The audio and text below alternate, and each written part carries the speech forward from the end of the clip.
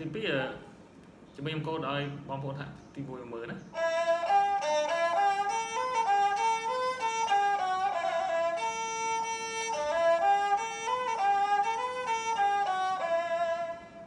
អស់ត្រឹមណា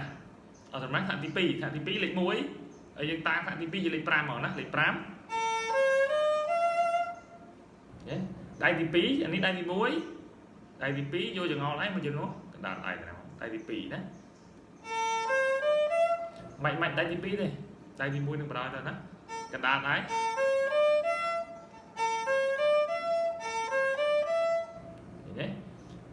ទី2លេខ5លេខស្អែកកណ្ដាលនាងកូនណាហើយបានលេខ6លេខស្អែកកូនដៃនាងកណ្ដាលលេខ6ណា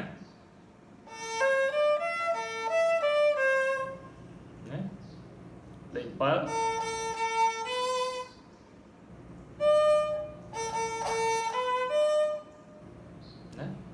លេខ7លេខ2ដង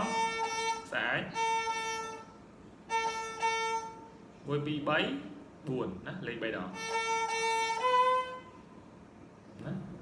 ហើយបាននាងដៃលេខ8លេខ8គឺ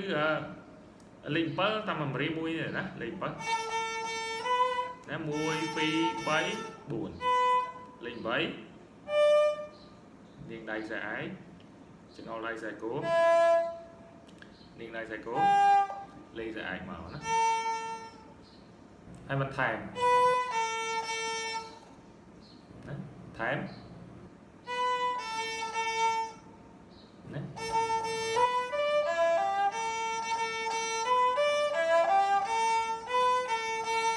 ថែម2ដងណា7 8 7 8ណា7 វិញ 8ដល់ពេលនេះថែមតាមលេខ9ដល់ពេលនេះចូលលេខ1វិញណា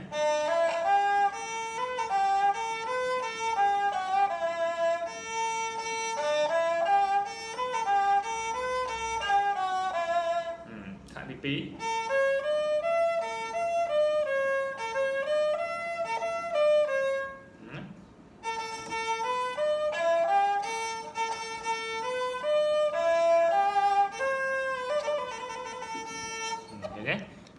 ខ្ញុំភ្ជាប់ឲ្យបងប្អូនស្ដាប់ណារៀងរាល់វាណាឥឡូវនេះខ្ញុំបង្រៀនដាក់ក្នុង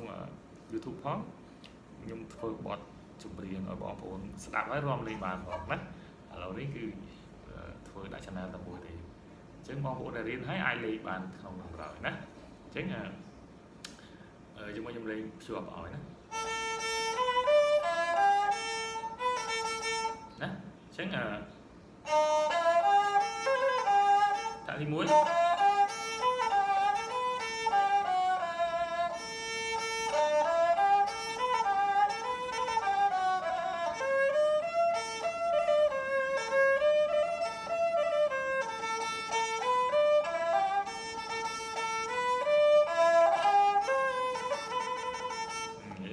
អស់ហើយមានតែប៉ុណ្្នឹងឯងស្រួលទេណា